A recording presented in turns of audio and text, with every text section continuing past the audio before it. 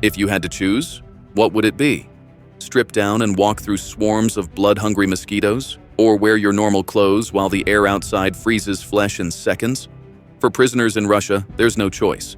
This is the bare minimum torture at the Polar Owl Prison. To understand why this place exists, you first need to know a little about Russia's prison system. Unlike many countries, Russia doesn't just have simple prisons. Instead, it runs a network of penal colonies scattered across its vast territory. Today, there are more than 800 colonies, and only 7 of them are special regimen, the absolute toughest. These aren't designed for rehabilitation. They exist purely to isolate, punish, and control. The roots go back to the Soviet Gulag system, when Stalin sent millions to frozen camps where survival was never guaranteed. The same philosophy carries on today. The cold, the isolation, and the remoteness are all part of the punishment, and few colonies are as feared as Penal Colony Number 18, better known as Polar Owl. On paper, it's a corrective labor colony. In reality, it's a frozen fortress sitting above the Arctic Circle in the Yamalo-Nenets Autonomous Okrug on the banks of the Sob River, surrounded by tundra and icy mountains. The isolation is extreme. In winter, temperatures can plunge below -50 degrees Celsius. Escaping here is impossible, not because of walls or guards, but because the wilderness itself will kill you in hours. Polar Owl houses some of Russia's most notorious criminals. Serial killers like Alexander Pichushkin, who murdered dozens of people, and once bragged about wanting 64 victims to match every square on a chessboard. Terrorists like Nur Pashi Kulayev, the only surviving attacker from the Beslan school siege, a man hated across Russia for his role in an attack that killed more than 300 people, many of them children. These names alone explain why Polar Owl is so feared. But the truth is, the prison doesn't just contain these men, it breaks them. Daily life in Polar Owl is a mixture of strict rules and unrelenting cold. Cells are small, built for isolation rather than comfort. Prisoners spend most of their time cut off from human contact. Even simple things that most prisons provide, like proper heating, are unreliable here. Some cells don't have radiators at all. Instead, they have thin water pipes running through them. Guards can manipulate these pipes like a switch. During inspections, the heat might be turned up to a comfortable 25 degrees Celsius, so everything looks fine. But once outsiders leave, it's lowered back to 10 or 16. Imagine trying to survive in a concrete box that cold, wearing nothing more than thin synthetic prison clothes. Punishments push this to another level. Inmates have been made to stand outside in freezing winds without coats. Those who fail to stand still are doused with cold water. In an environment where frostbite can set in within minutes, that's more than just discipline. It's torture hiding in plain sight. Medical neglect is just as severe.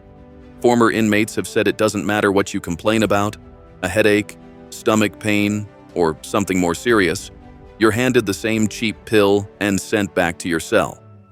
Healthcare in practice doesn't exist, and the cruelty doesn't stop when winter ends.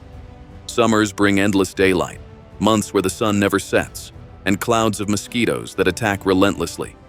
Prisoners are forced to strip to their waists, left defenseless against swarms of biting insects. It sounds almost comical until you realize how unbearable it becomes. Thousands of bites covering your skin with no way to escape. Polar Owl is built around the idea that nature itself can be used as punishment.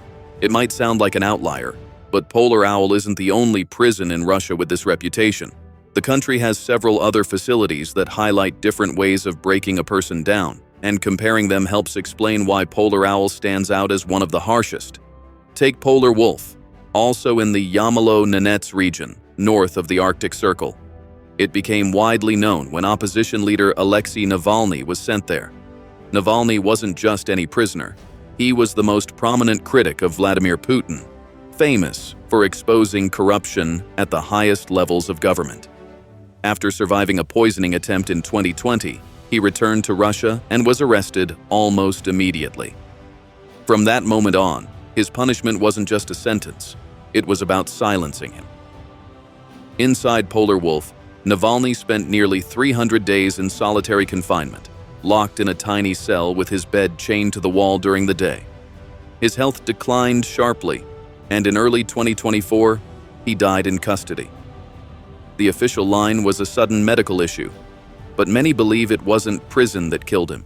It was murder carried out slowly, hidden under the name of punishment. Conditions at Polar Wolf are just as brutal for other inmates. Prisoners have described collective punishment, where if one man makes a mistake, everyone pays the price. Inmates are forced to stand outside in the freezing cold without coats or stripped down to their waists in summer and face swarms of mosquitoes. Wake up at 5, lights out at 9. Nothing in between but hours of isolation. The endless twilight of Arctic winters and the blinding daylight of Arctic summers add an extra layer of psychological strain. Life at Polar Wolf is designed to wear a person down until they're nothing but a shadow of themselves. Then there's Black Dolphin, possibly Russia's most infamous prison. It's one of the oldest, and it houses some of the most terrifying criminals: cannibals, mass murderers, serial killers. Here, prisoners are forced to stand for most of the day. Sitting or lying on beds is forbidden outside of sleep hours. Every movement is watched by guards. When inmates are escorted anywhere, they're bent at the waist, blindfolded, and surrounded by officers so they can never memorize the layout. And they're checked every 15 minutes by guards to confirm they're still alive. The point isn't just security, it's humiliation, stripping away every shred of independence. For men already serving life sentences, the message is clear. You're no longer in control of anything, not even your own body. White Swan is another example, notorious for its focus on isolation. Prisoners are cut off from the outside world almost completely. Letters rarely reach families. Phone calls are nearly impossible. Even communication inside the prison is tightly controlled. When inmates move, they're often forced to walk bent at the waist with hands behind their backs, a posture that reminded people of swans, which is how the prison got its nickname.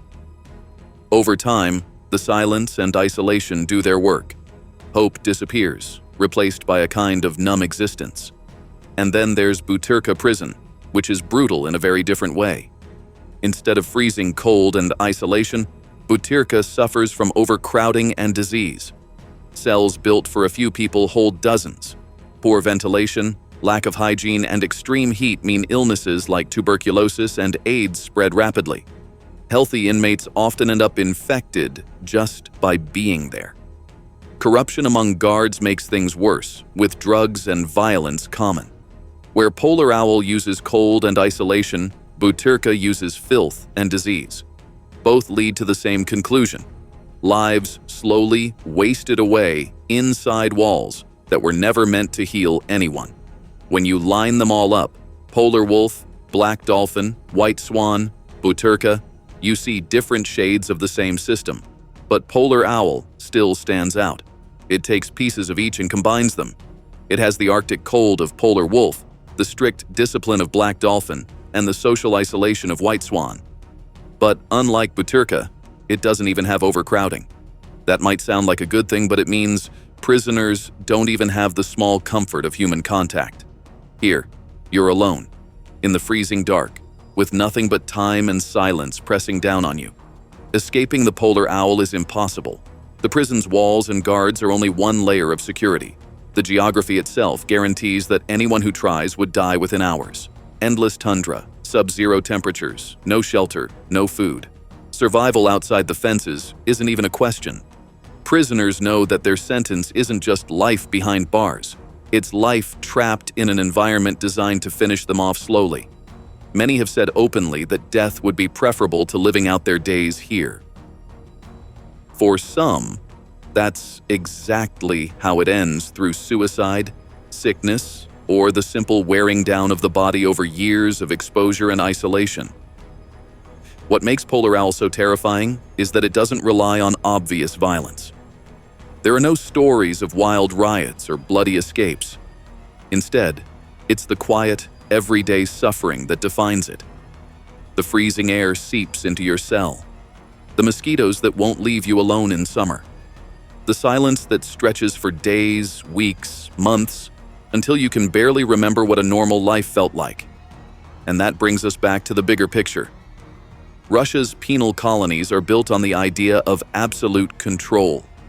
These aren't places where anyone expects rehabilitation or reform. They're places where survival itself becomes the punishment. Polar owl is the clearest example. It takes the cold, the darkness, and the endless isolation of the Arctic and turns them into weapons. Even for people guilty of the worst crimes, you can't help but ask, when does punishment cross into torture? When does locking someone away turn into slowly erasing them as a human being? For the men locked inside Polar Owl, those questions don't matter anymore. They know their fate. Their sentence isn't just time in prison. It's a struggle against a climate that doesn't forgive weakness, in a place where no one has ever escaped alive. But here's the question for us on the outside. Are systems like this justified? Is a place like Polar Owl the only fitting punishment for rapists, killers, and terrorists? Or should even the worst criminals be given a chance at rehabilitation? What do you think? Is this justice, or is this torture?